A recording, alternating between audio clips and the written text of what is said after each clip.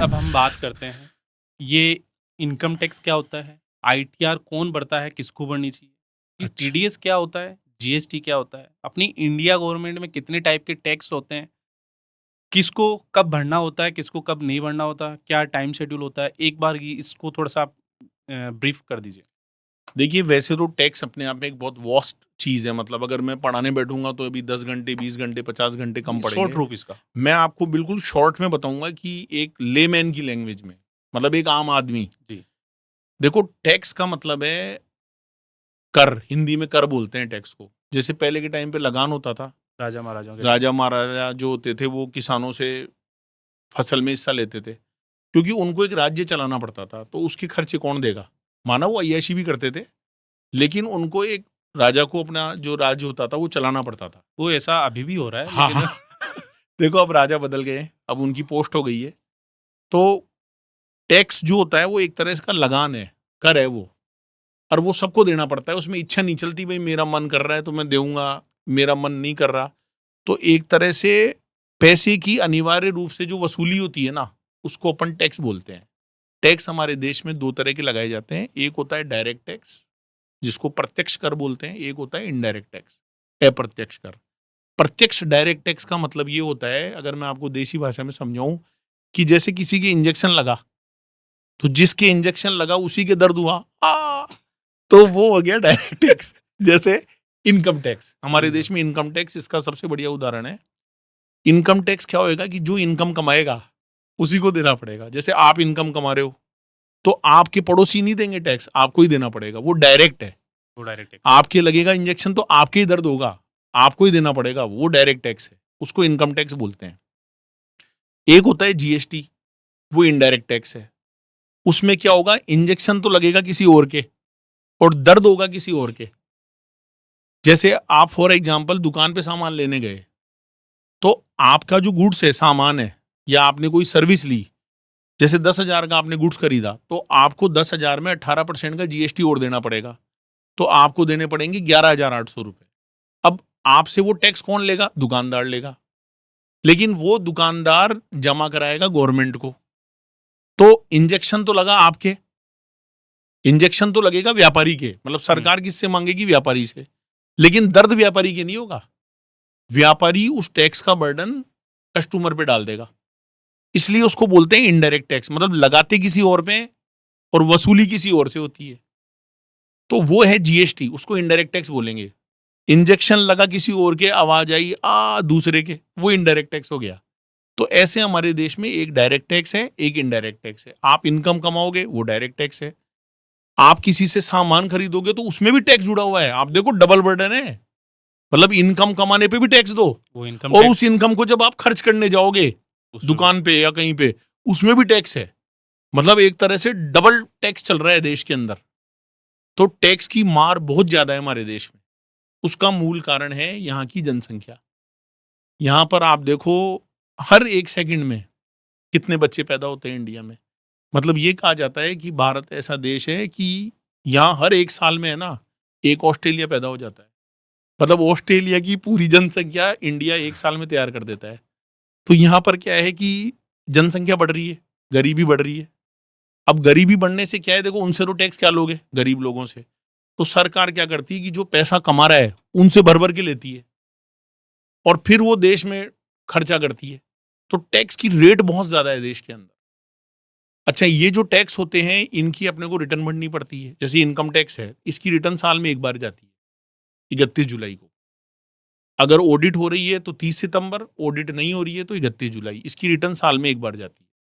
GST जो होता है उसका कस्टमर पे कोई बर्डन नहीं है, कस्टमर को केवल देना है पैसा, बाकी बर्डन सारा व्यापारी पे है।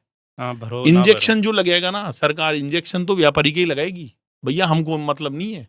जीएसटी तुम जमा कराओगे, चाहे तुम अपनी जेब से कराओ, चाहे सामने वाले से लेके कराओ। तो वो जो होता है वो मंथली चलता है, आपको हर महीने जीएसटी की रिटर्न फाइल करनी पड़ती है। छोटे व्यापारी हैं तो क्वार्टरली, बड़े व्यापारी हैं तो मंथली। और इसमें क्या होता है, एक टीडीएस वर्ड आता है। टीडीएस का मतलब क्या होता है? टीडीएस एक प्रकार का इनकम टैक्स ही होता है। टीडीएस का मतलब ये होता है, जैसे सपोज करो मैंने आपसे 1 लाख रुपए लिए, मैं सीए हूं, आपसे फीस ली मैंने 1 लाख, तो मेरी इनकम 1 लाख है, आपके लिए 1 लाख रुपए खर्चा है, तो सरकार ये कहती है कि भाई अमित जी को जब आप 1 लाख रुपए की फीस दोगे तो आप उस पे उनका 10% टीडीएस काटो, मतलब आप 10,000 उनके काट लो और उनको 90,000 ही दो। अब अमित जी चिल्लाएंगे भाई ये क्या हुआ, मेरे 10,000 कैसे काट लिए, मैंने तो 1 लाख की सर्विस दी है। तो वो 10,000 महेंद्र जी आप अपने पास नहीं रखोगे, वो 10,000 आपको गवर्नमेंट को जमा कराना पड़ेगा मेरे पैन कार्ड पे। तो एक तरह से मेरी इनकम तो 1 लाख ही हो गई, 90 तो आपने दे ही दिए और 10,000 आपने गवर्नमेंट को दे दिए। अब आप कहोगे सर इनकम तो 90 ही हुई ना, एक कैसे हुई? अरे भाई वो 10,000 जो था वो टैक्स मैं जमा कराता ना मेरी इनकम पे, तो सरकार ने महेंद्र जी को कहा भाई महेंद्र जी आप काट के आप ही दे दो, ये पता नहीं बाद में देंगे कि नहीं देंगे, तो टैक्स पहले ही कट जाता है। अच्छा महेंद्र जी मान लो मना कर दे सरकार को, जी मैं नहीं काटूंगा टीडीएस, अमित जी डांट रहे हैं, वो ये कह रहे हैं कि नहीं मेरे को तो 1 लाख ही चाहिए, तो महेंद्र जी के ऊपर एक सेक्शन बना दिया गवर्नमेंट ने कि अगर आपने टीडीएस नहीं काटा तो आपका जो 1 लाख का खर्चा है वो आपकी इनकम में से माइनस नहीं होगा, तो महेंद्र जी को और टैक्स देना पड़ जाएगा उसके ऊपर, खर्चा काउंट नहीं होगा। खर्चा काउंट नहीं होगा, इसको टीडीएस बोलते हैं। अच्छा मेरे को नुकसान नहीं है, मैं अपनी रिटर्न में 1 लाख दिखाऊंगा इनकम, तो मेरा जितना टैक्स बनेगा, मान लो मेरा 15,000 का टैक्स बना, तो मेरा 10 तो पहले से जमा है ना, वो मेरे पैन पे बोल रहा है, वो मेरा माइनस हो गया, तो मुझे कितने और देने पड़े? 5,000। अच्छा मान लो मेरा टैक्स 8,000 ही बना, क्योंकि मैंने छूट वगैरह ले ली, इनकम टैक्स में बहुत सारी छूट भी मिलती है, पर महेंद्र जी ने टीडीएस तो मेरा 10,000 जमा कराया, तो मेरे 2,000 ज्यादा जमा हो गए, तो वो सरकार मुझे क्या दे देगी? रिफंड दे देगी। वो जब अपन इनकम टैक्स भरते हैं उस टाइम तब उस टाइम होता है वो टीडीएस आपको वापस आपके टैक्स में से एडजस्ट हो जाता है। आईटीआर क्या होता है, इसको explain कीजिए। आईटीआर का फुल फॉर्म होता है इनकम टैक्स रिटर्न, उसको शॉर्ट में आईटीआर बोलते हैं। इनकम टैक्स इसका मतलब ये होता है कि आपने साल एक में साल आईटीआर में कितनी भरी जाती है? एक बार, आईटीआर जो इनकम टैक्स है वो साल में एक बार जाती है। 1 अप्रैल से लेके 31 मार्च तक जो भी इनकम आप कमाते हो उसका 31 मार्च बाद आपको टैक्स भी जमा कराना है, उसकी रिटर्न भी भरनी पड़ती है। रिटर्न का मतलब ये होता है कि आपने जो कमाया है उसका पूरा जो ब्यौरा है वो आप इनकम टैक्स डिपार्टमेंट को दो। अब आप कहोगे सर क्यों दो, उनको क्या पता नहीं है? नहीं, वो आपसे पूछेंगे पहले आप दो, फिर वो उसको चेक करेंगे कि भाई इसने कुछ गलत तो नहीं भर दिया। अगर गलत भरा है तो आपसे नोटिस देके डिमांड करेंगे उसकी। आपने चोरी करी है तो आपके ऊपर जुर्माना पेनल्टी लगेगी, जेल में भी बैठा सकते हैं आपको अंदर। अच्छा कोई लिमिट है क्या, कितना टैक्स चोरी करे तब तक जेल में नहीं बैठाए? देखो इनकम टैक्स में तो ऐसा सच कोई लिमिट नहीं है। इनकम टैक्स में तो ये है कि भाई अगर आप आईटीआर फाइल नहीं कर रहे हो या टीडीएस नहीं कर रहे हो तो कई जगह 3 साल की सजा है, कई जगह 7 साल की। अमाउंट वाइज कोई लिमिट नहीं है, लेकिन जीएसटी में है। कितनी? जीएसटी में अगर कोई व्यापारी जीएसटी की चोरी करता है और अगर उसने 5 करोड़ रुपए से ज्यादा की चोरी कर ली, जिसको अपन इंग्लिश में बोलते हैं टैक्स इवेजन, तो आपको सजा मिलेगी। उसमें आपको 5 साल भी जेल में डाल सकते हैं और उसमें बेल भी नहीं होती है, मतलब जमानत नहीं मिलती है। 1 करोड़ से ऊपर का मामला है तो जेल तो होगी लेकिन आपको बेल मिल जाएगी। और अगर आप फर्जी काम करते हो जीएसटी में तो उनके लिए अलग अलग मापदंड है, 3 साल, 5 साल, 7 साल, ऐसे अलग अलग जेल के प्रोविजन वहां पर बना रखे हैं। ओके, तो ये जीएसटी कितने टाइप की होती है? देखो GST rate. GST rate rate, GST की जो रेट है देखो अभी हमारे देश में 5% है, 2.5% है। इसके अलावा जीएसटी भी क्या है, 2 है, एक होती है सीजीएसटी, एक होती है एसजीएसटी। सी का मतलब है सेंट्रल और एस का मतलब है स्टेट। जितनी सीजीएसटी है उतनी ही एसजीएसटी है। अब आप कहोगे सर एक आईजीएसटी भी होती है, तो आईजीएसटी अलग चीज है। जैसे सपोज करो मैं राजस्थान का हूं, अब मैं राजस्थान का माल राजस्थान में बेच रहा हूं, मतलब बायर भी राजस्थान का है, मैं भी राजस्थान का हूं, तो जैसे मान लो 18% जीएसटी रेट है, तो वहां लगेगी सीजीएसटी 9% और एसजीएसटी 9%। तो 9% जाएगा मोदी जी को और 9% जाएगा भजन लाल जी को, ठीक है। लेकिन अगर मैं राजस्थान का व्यापारी हूं और मैं माल बेच रहा हूं यूपी, तो इसका मतलब मैंने स्टेट चेंज कर लिया, तो फिर वहां पर लगेगा डायरेक्ट आईजीएसटी। स्टेट बदलती क्या लगता है आईजीएसटी। अच्छा आईजीएसटी की जो रेट होती है वो सी और एस के टोटल के बराबर होती है, मतलब 18%।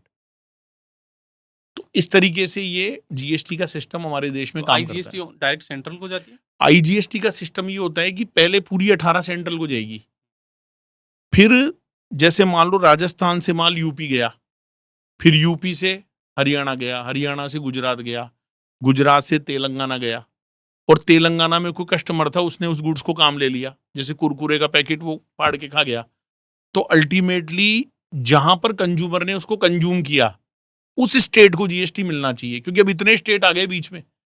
तो ये कंफ्यूजन होता था कि यार इसको राजस्थान रखेगा कि यूपी रखेगा कि महाराष्ट्र रखेगा। तो नियम ये बनाया गया, भाई जहां पर इसको कंज्यूम करेंगे बर्डन उसी स्टेट पर आएगा तो उसको ही मिलना चाहिए। तो सेंट्रल क्या करती है, 18 पहले पूरा ले लेती है, फिर जब पता चलता है भाई ये तेलंगाना में जाके यूज हो गया तो उसका 9% तेलंगाना को दे देती और 9% है, 9 खुद रख लेगी सेंट्रल अपना, तो राजस्थान का कोई मतलब नहीं है। क्योंकि कंज्यूमिंग स्टेट कौन है, तेलंगाना। हाँ, अब खरीद के यहीं खा गए तो 9% सीधा सेंट्रल को और 9 राजस्थान को मिल गया। तो 9 तो सेंट्रल को जाना ही है कि कोई मतलब जीएसटी कानून ऐसा बनाया गया है कि जितना सेंट्रल को मिलेगा उतना ही स्टेट को मिलेगा, ओके। ऐसा। तो आपने जैसे 5% बताया, 2.5% बताया, लेकिन जैसे 12%, 18%, 28% और भी बहुत सारी रेटें होती है। देखो, कानून में ये लिखा हुआ है कि गवर्नमेंट 40% तक जीएसटी चार्ज कर सकती है, हाईएस्ट रेट 40 से ज्यादा नहीं होगी, लॉ में लिखा हुआ है। अभी फिलहाल जो हाईएस्ट रेट देश में चल रही है वो है 28%। अब आप कहोगे भाई 28% किस पर है, तो जितनी भी विलासिता की वस्तुएं हैं, जहां पर जैसे ऑनलाइन गेमिंग एक सेक्टर है, वहाँ 28% रेट है, या कुछ ऐसी चीजें हैं जो लग्जरी आइटम्स होते हैं, महंगी गाड़ियां हैं, वहाँ शराब 28%। वगैरह पे कितना लगता है? शराब एक ऐसी चीज है वो बिना एडवर्टीजमेंट बिकती है, मतलब जिसको शराब पीनी है वो पिएगा ही, तो उससे गवर्नमेंट को बहुत कमाई होती है। तो जब जीएसटी बनाया गया तो शराब को जीएसटी से बाहर रखा गया। अब आप कहोगे सर ये क्या मतलब, इसका मतलब गवर्नमेंट ये चाहती है कि भाई खूब पियो, महंगी हुई शराब थोड़ी थोड़ी पिया करो। अरे इस पे ऑलरेडी जो पुराने टैक्स लग रहे थे गवर्नमेंट ने वही लगा रखे हैं, इसको जीएसटी में अभी तक लाए ही नहीं है ये। मतलब इस पे सेंट्रल को भी जम के कमाई मिलती है और स्टेट को भी जम के कमाई मिलती है। तो इन्होंने अभी तक जो लिकर होती है, पेट्रोल होता है, डीजल होता है, इनको जीएसटी से बाहर कर रखा है, क्योंकि इन पर 100% से भी ज्यादा टैक्स है। जो अमल गांजा वगैरह होता है उन पे? अमल गांजा जो नशीले पदार्थ हैं, नशीले पदार्थ अगर दवाई में यूज हो रहे हैं जब तो जीएसटी लगेगा दवाई पे, और आप उनको डायरेक्ट बेच रहे हो क्योंकि ऐसे बेच नहीं सकते, लाइसेंस होता है उसका, तो वहां पर जीएसटी आपके 28% जो मैक्सिमम रेट है वो लगती है। तंबाकू वगैरह पे? तंबाकू को भी बाहर कर रखा है अभी। बाहर कर रखा है। हाँ, उन पर लोकल जो पहले के पुराने टैक्स थे वही लगते हैं। तो ये जैसे 5% किन पे लगती है? 5% है अपनी डेली नेसेसिटी की चीजें, जैसे मिल्क हो गया, थैली बंद जो दूध आता है, या जैसे कुछ अपने आटा हो गया, लक्ष्मीभोग आटा आता है पैकेट में, गेहूं पे नहीं लगता, लेकिन अगर आपने पीस के आटा बना दिया उसका तो फिर पैकेट में पैक होते ही जीएसटी में आ जाएगा वो। कुल मिला के किसानों पे कोई टैक्स नहीं है? किसानों पे कुछ नहीं है। अगर किसान फसल उगा के अनाज पैदा करके बेचेगा या सब्जियां बेचेगा, फ्रूट बेचेगा, तो उस पर जीएसटी नहीं है, नेचुरल आइटम पे नहीं है। लेकिन जब वो प्रोसेस होगा आगे, जैसे आपने चने उगाए तो चने पे नहीं है, लेकिन उसकी जब दाल बनेगी या बेसन बनेगा तो उस पर जीएसटी है। ओके। ऐसा।